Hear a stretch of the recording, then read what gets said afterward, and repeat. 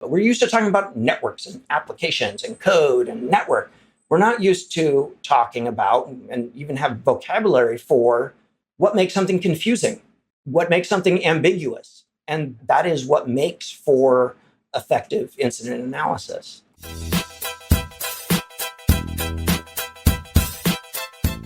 Welcome to Screaming in the Cloud. I'm Corey Quinn.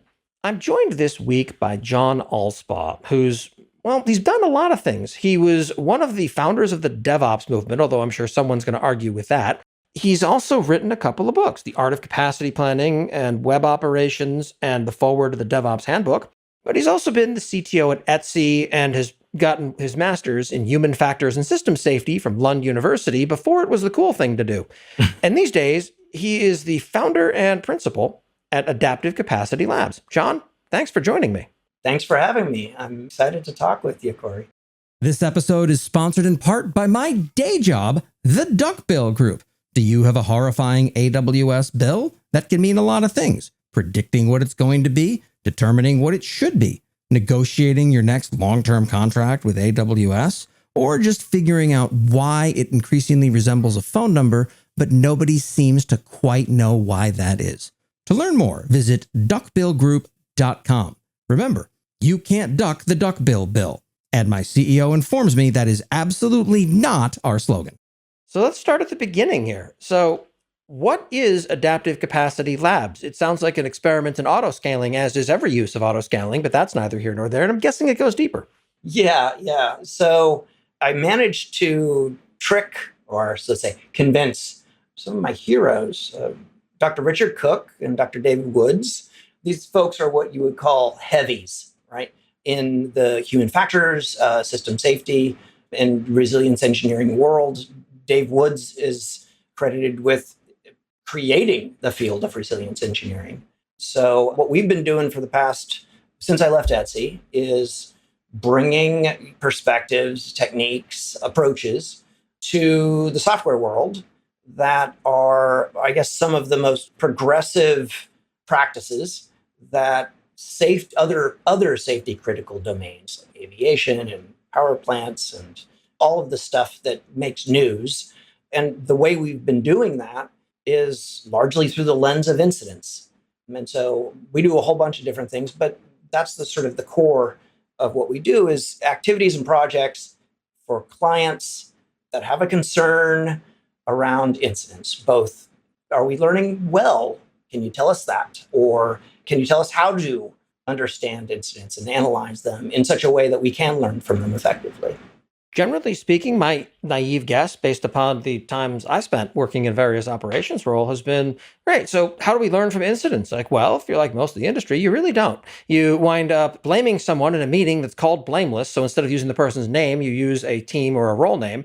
And then you wind up effectively doing a whole bunch of reactive process work that, in a long enough timeline, not enough incidents, ossifies you into a whole bunch of process and procedure that is just horrible. And then how do you learn from this? Well, by the time it actually becomes a problem, you've rotated CIOs 4 times and there's no real institutional memory here. Great. That's my cynical approach. And I suspect it's not entirely yours, because if it were, you wouldn't be doing a business in this, because otherwise it would be this wonderful choreographed song and dance number of "Doesn't it suck to be you, dot, dot," and that's it. I suspect you do more as a consultant than that. So what is my lived experience of terrible companies differing in what respects from the folks you talk to? Oh, well, I mean, just to be blunt, you're absolutely spot on. The industry's terrible at Well, this. crap. I mean, look, the good news is there are inklings, there are signals for some organizations that have been doing the things that they've been told to do by some book or website that they read. And they're doing all of the things, and they realize, all right, well, whatever we're doing doesn't feel we're doing all the things, checking the boxes, but we're having incidents. And even more disturbing to them is we're having incidents that seem as if it'd be one thing to have incidents that were really difficult, hairy, complicated, and complex. And certainly those happen, but there's a view that they're just simply not getting as much out of these sometimes pretty traumatic events as they could be. And that's all that's needed. Yeah. In most companies, it seems like on some level you're dealing with every incident that looks a lot like that. It's sure it was a certificate expired, but then you wind up tying it into all the relevant things that are touching that.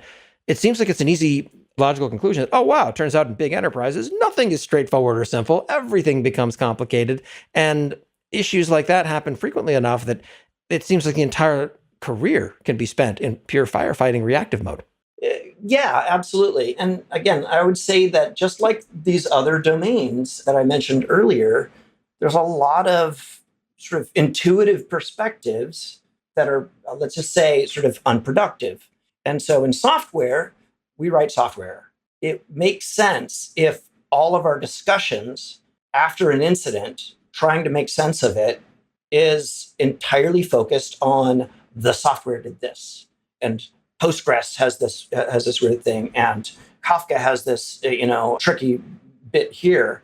But the fact of the matter is, people and engineers and non-engineers are struggling when an incident arises, both in terms of what the hell is happening and generating hypotheses and working through whether that hypothesis is valid or not, adjusting it if signals show up that it's not, and what can we do? What are some options if we do feel like we're on a good sort of productive thread about what's happening? What are some options that we can take? That opens up a doorway for a whole variation of other questions. But the fact of the matter is, handling incidents, understanding is really effectively time-pressured problem solving, almost always amongst multiple people with different views, different expertise, and piecing together across that group what's happening, what to do about it, and what are the ramifications of doing this thing versus that thing. This is all what we would call above the line work. This is expertise. It shows up in how people weigh ambiguities and things are uncertain. And that doesn't get this lived experience that people have. We're not used to talking about, we're used to talking about networks and applications and code and network. We're not used to talking about and even have vocabulary for what makes something confusing, what makes something ambiguous. And that is what makes for effective incident analysis. Do you find that most of the people who are confused about these things tend to be more aligned with being individual contributor type engineers who are effectively boots on the ground, for lack of a better term? Is it high level executives who are trying to understand why it seems like they're constantly getting paraded in the press? Or is it often folks somewhere between the two? Yes. Right? Like there is something that you point out, which is this contrast between boots on the ground, hands on keyboard, folks who are resolving incidents, who are wrestling with these problems, and leadership. And sometimes leadership who remember their glory days of being a individual contributor, sometimes, are a bit miscalibrated. They still believe they have a sufficient understanding of all the messy details when they don't. And so, the fact of the matter is there's, the age-old story of Timmy stuck in a well, right? There's the people trying to get Timmy out of the well, and then there's what to do about all of the news reporters surrounding the well, asking for updates and questions and how did Timmy get in the well? And these are two different activities. And I'll tell you pretty confidently, if you get Timmy out of the well pretty fluidly, if you can set situations up where people who ostensibly would get Timmy out of the well are better prepared with anticipating Timmy's going to be in the well and understanding all the various options and tools to get Timmy out of the well, the more you can set up those and have those conditions be in place, there's a whole host of other problems that simply don't go away. And so these things kind of get a bit muddled. And so when we say learning from incidents, I would separate that very much from what you tell the world externally from your company about the incident, because they're not at all the same. Public write-ups about an incident are not the results of an analysis. It's not the same as an internal review or the review to be sort of effective. Why? Well, first thing is you never see apologies on internal post-incident reviews, right? Because who are you going to apologize to? It's always fun watching the certain level of escalating transparency as you go through the spectrum of the public explanation of an outage to ones you put internal to customers, to ones you show under NDA to special customers, to the ones who are basically partners who are going to fire you contractually if you don't, to the actual internal discussion about it. And watching that play out is really interesting. As you wind up seeing the things that are buried deeper and deeper, they wind up with this flowery language on the outside, and it gets more and more transparent to the end. It's someone tripped and hit the emergency power switch in a data center. And it's this great list of how this stuff works. Yeah, and to be honest, it would be strange and shocking if they weren't different, right? Because like I said, the purpose of a public write-up is entirely different than an internal write-up, and the audience is entirely different. And so that's why they're cherry-picked. There's a whole bunch of things that aren't included in a public write-up, because the purpose is I want a customer or a potential customer to read this and feel at least a little bit better. Or I want them to at least get this notion that we've got a handle on it. Wow, that was really bad, but nothing to see here, folks. It's all been taken care of. But again, this is very different.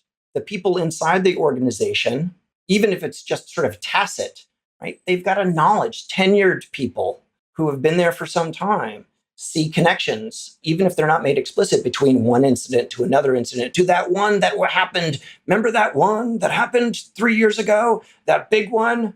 Oh, sorry, you're new. Oh, let me tell you the story. Oh, it's about this and blah, blah, blah. And who knew that Unix pipes only passes 4K across it? Blah, blah, blah, some weird esoteric thing. And so our focus largely, although we have done projects with companies about trying to be better about their sort of external language about it, the vast majority of what we do and where our focus is to capture the richest understanding of an incident for the broadest audience. And like I said at the very beginning, the bar is real low. There's a lot of, I don't want to say falsehoods, but certainly a lot of myths that just don't play out in the data about whether people are learning. Whenever we have a call with a potential client, we always ask the same question, ask them about what their post-incident activities look like, and they tell us and throw in some cliches. Never want a crisis go to waste, and oh yes, and we always try to capture the learnings and we put them in a document. And we always ask the same question, which is, oh, so you put these documents, these sort of write-ups in an area. Oh yes, we want that to be shared as much as possible. And then we say, who reads them? And that tends to put a bit of a pause because most people have no idea whether they're being read or not. I mean, the fact is, when we look, very few of these write-ups are being read. Why? I'll be blunt, because they're terrible. There's not much to learn from there because they're not written to be read. They're written to be filed. And so we're looking to change that. And there's a whole bunch of other things that are sort of unintuitive. But just like all of the perspective shifts, DevOps and continuous deployment, they sound obvious, but only in hindsight after you get it. That's characterization of our work. It's easy to wind up from the outside seeing a scenario where things go super well in an environment like that, where, okay, we brought you in as a consultant, suddenly we have better understanding about our outages. Awesome. But outages still happen. And it's easy to take a cynical view of, okay, so other than talking to you a lot, we say the right things, but how do we know that companies are actually learning from what happened as opposed to just being able to tell better stories about pretending to learn? Yeah. And this is, I think, where the world of software has some advantages over other domains. And the fact is, software engineers don't pay any attention to anything they don't think the attention is warranted, right? Or they're not being judged or scored or rewarded for. And so there's no single signal that a company is learning from incidents. It's more like a constellation, like a bunch of smaller signals. So for example, if more people are reading the write-ups, if more people are attending group review meetings. In organizations that do this really well, engineers who start attending meetings, we ask them, well, why are you going to this meeting? And they'll report, well, because I can learn stuff here that I can't learn anywhere else. Can't read about it in a run book, can't read about it on the wiki, can't read about it in an email or hear about it in all hands. And that they can see a connection between even incidents handled in some distant group, they can see a connection to their own work. And so those are the sort of signals. We've written about this on our blog Those are the sort of signals that we know that progress is building momentum. But like a big part of that is capturing this, again, this experience. You usually will see there's a timeline, and this is when Memcache did X, and this alert happened, and then blah, blah, blah, blah, right? But very rarely are captured the things that when you ask an engineer, tell me your favorite incident story. People who will even describe themselves, oh, I'm not really a storyteller, but listen to this. And they'll include parts that make for a good story, right? Social construct is if you're going to tell a story, you've got the attention of other people. You're going to include the stuff that was not usually kept or captured in write-ups. For example, like what was confusing? A story that tells about what was confusing, well, and then we looked and it said 0 tests failed. This is an actual case that we looked at. It says 0 tests failed. And so, okay, so then I deployed. Well, the site went down. Okay, well, so what's the story there? Well, listen to this. As it turns out, at a fixed font, zeros, like in Courier or whatever, have a slash through it. And at a small enough font, a 0 with a slash through it looks a lot like an 8. There were 8 tests failed, not 0, right? So that's about sort of the display. And so those are the types of things that make a good story.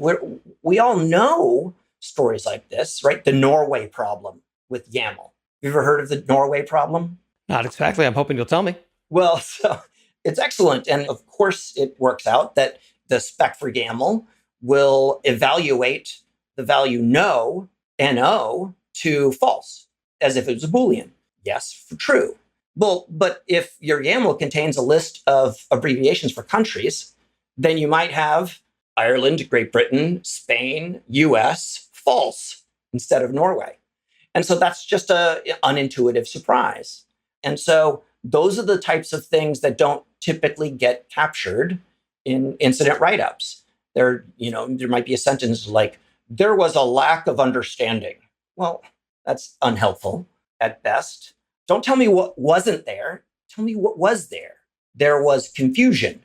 Great. What made it confusing? Oh yeah, NO is both no and the abbreviation for Norway. Red herrings is another great example. Red herrings happen a lot. They tend to stick in people's memories, and yet they never really get captured. But it's like one of the most salient aspects of a case that ought to be captured, right? People don't follow red herrings because they know there are a red herring. They follow red herrings because they think it's going to be productive. So therefore, you better describe for all your colleagues what brought you to believe that this was productive, right? Turns out later, you find out later that it wasn't productive. Those are sort of some of the examples. And so if you can capture what's difficult, what's ambiguous, what's uncertain, and what made it difficult, ambiguous, and uncertain, that makes for good stories. If you can enrich these documents, it means people who maybe don't even work there yet, when they start working there, they'll be interested. They have a set expectation. They'll learn something by reading these things. This episode is brought to you by Gitpod. Do you ever feel like you spend more time fighting your dev environment than actually coding? Works on my machine issues are too familiar and the VDI setup in your organization drives you mad? Gitpod brings automated, standardized development environments to your laptop and the cloud. Describe your dev environment as code and streamline development workflows with automations. The click of a button, you get a perfectly configured environment, and you can automate tasks and services like seeding your database, provisioning infrastructure, running security or scanning tools, or any other development workflows. You can self-host Gitpod in your cloud account for free in under 3 minutes, or run Gitpod desktop locally on your computer. Gitpod's automated, standardized development environments are the fastest and most secure way to develop software. They're trusted by over 1.5 million developers, including some of the largest financial institutions in the world. Visit gitpod.io and try it for free with your whole team. And also, let me know what you think about it. I've honestly been looking for this for a while, and it's been on my list of things to try. I'll be trying it this week. Please reach out. Let me know what you think. There's an inherent cynicism around, well, at least from my side of the world, around any third party that claims to fundamentally shift significant aspects of company culture. And the counter argument to that is that you and Dora and a whole bunch of other folks have had significant success with doing it. It's just very hard to see that from the outside. So I'm curious as to how you wind up telling stories about that, because the problem is inherently whenever you have an outsider coming into an enterprise style environment, oh, cool, what are they going to be able to change? And it's hard to articulate that value and not, well, given what you do, to be direct, come across as an engineering apologist, where it's, well, engineers are just misunderstood, so they need empathy and psychological safety and blameless postmortems. And it sounds a lot to crappy executives, if I'm being direct, that, oh, in other words, I just can't ever do anything negative to engineers who, from my perspective, have just failed me or are invisible, and there's nothing else in my relationship with them. Or am I oversimplifying? No, I actually think you're spot on. I mean, that's the thing is that if you're talking with leaders, remember, AKA people who are, even though they're sort of tasked with providing the resources and setting conditions for practitioners, the hands-on folks to get their work done, they're quite happy to talk about these sort of abstract concepts like psychological safety and insert other sorts of hand-wavy stuff. What is actually pretty magical about incidents is that these are grounded, concrete, messy phenomena that practitioners have and will remember. Their sometimes visceral experiences, right? And so that's why we don't do theory at Adaptive Capacity Labs. We understand the theory, happy to talk to you about it, but it doesn't mean as much without sort of the practicality. And the fact of the matter is that the engineer apologist is, if you didn't have the engineers, would you have a business? That's the flip side. This is like the core unintuitive part of the field of resilience engineering, which is that Murphy's Law is wrong. What could go wrong almost never does, but we don't pay much attention to that.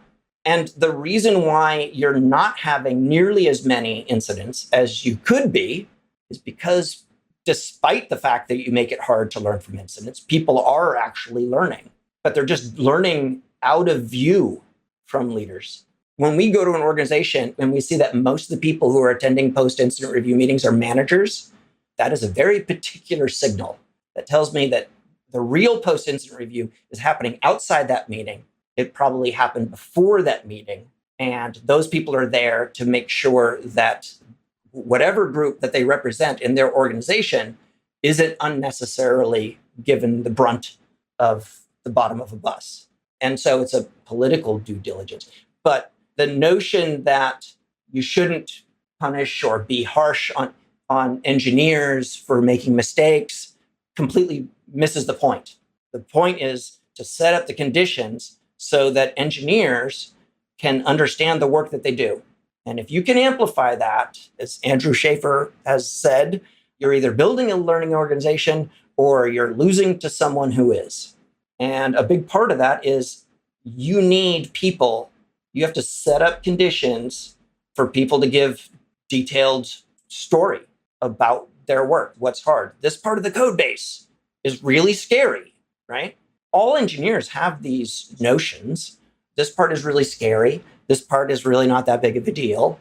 This part is somewhere in between, but there's no place for that outside of the informal discussions. But I would assert that if you can capture that, the organization will be better prepared. The thing that I would end on that is that it's a bit of a rhetorical device to get this across, but one of the questions we'll ask is, how can you tell the difference between a difficult case, a difficult incident handled well, or a straightforward incident handled poorly? And from the outside, it's very hard to tell the difference. Oh, yeah. Well, certainly if what you're doing is averaging how long these things take. But the fact of the matter is that all the people who were involved in that, they know the difference between a difficult case handled well and a straightforward one handled poorly. They know it. But there's no place to give voice to that lived experience. So on the whole, what is the tech industry missing when it comes to learning effectively from the incidents that we all continually experience and what feels to be far too frequently? They're missing what is sort of captured in that age-old parable of the blind men and the elephant, right? And I would assert that these blind men that the king sends out go find an elephant and come back and tell me about the elephant. They come back and they all have their all valid perspectives. And they argue about, no, an elephant's this big flexible thing. And other ones, oh, no, an elephant is this big wall. And no, an elephant is this big flappy thing. If you were to sort of make a synthesis of their different perspectives, that you'd have a richer picture and understanding of an elephant. You cannot legislate, and this is where what you brought up, you cannot set ahead a priori some amount of time and effort. And quite often what we see are leaders saying, okay, we need to have some sort of root cause analysis done within 72 hours of an event. Well, if your goal is to find gaps and come up with remediation items, that's what you're going to get. Remediation items might actually not be that good because you've basically contained the analysis time. Which does sort of feel on some level like it's very much aligned as from a viewpoint of, yeah, remediation items may not be useful as far as driving lasting change, but without remediation items, good luck explaining to your customers that will never, ever, ever happen again. Yeah, of course. Well, you notice something about those public write-ups. You'll notice that they don't tend to link to previous incidents that have similarities to them, right? Because that would undermine the whole purpose, which is to provide confidence. And a reader might actually follow a hyperlink to say, wait a minute, you said this wouldn't happen again. It turns out it would. Of course, that's horseshit. But you're right. And there's nothing wrong with remediation items. But if that's the goal, then that goal is, what you look for is what you find. And what you find is what you fix. If I said, here's this really complicated problem, and I'm only giving you an hour to describe it, and it took you 8 hours to figure out the solution, well, then what you come up with in an hour is not actually going to be all that good. So then the question is, how good are the remediation items?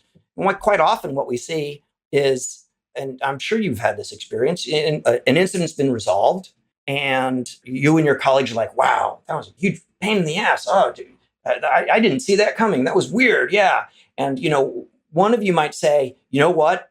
I'm just going to make this change because I don't want to be woken up tonight, or I know that making this change is going to help things, right? I'm not waiting for the postmortem. We're just going to do that. Is that good? Yep. Okay. Yeah, please do it. Quite frequently, those things, those actions, those aren't listed as action items. And yet it was a thing so important that it couldn't wait for the postmortem, arguably the most important action item, and it doesn't get captured that way.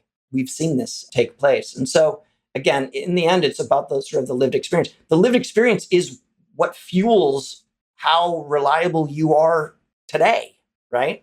You don't go to your senior technical people and say, hey, listen, we got to do this project. We don't know how. I want you to figure out, we're going to, let's say, we're going to move away from this legacy thing. So I want you to get in a room, come up with 2 or 3 options, gather a group of folks who know what they're talking about, get some options, and then show me what the options. Oh, and by the way, I'm prohibiting you from taking into account any experience you've ever had with incidents. It sounds ridiculous when you would say that. And yet, that is what fuels. So if you can fuel people's memory, you can't say you've learned something if you can't remember it. At least that's what my kids' teachers tell me. And so, yeah, you have to capture the lived experience, and including what was hard for people to understand. And those make for good stories. That makes for people reading them. That makes for people to have better questions about it. That's what learning looks like. If people want to learn more about what you have to say and how you view these things, where can they find you? You can find me and my colleagues at adaptivecapacitylabs.com, where we talk all about this stuff on our blog. And myself and Richard Cook and David Woods are also on Twitter as well. And we'll, of course, include links to that in the show notes. John, thank you so much for taking the time to speak with me today. I really appreciate it. Yeah, thanks. Thanks for having me. I'm honored. John Allspaw, co-founder and principal at Adaptive Capacity Labs. I'm cloud economist Corey Quinn, and this is Screaming in the Cloud. If you've enjoyed this podcast, please leave a 5-star review on your podcast platform of choice. Whereas if you've hated this podcast, please leave a 5-star review on your podcast platform of choice, along with a comment giving me a list of suggested remediation actions that I can take to make sure it never happens again.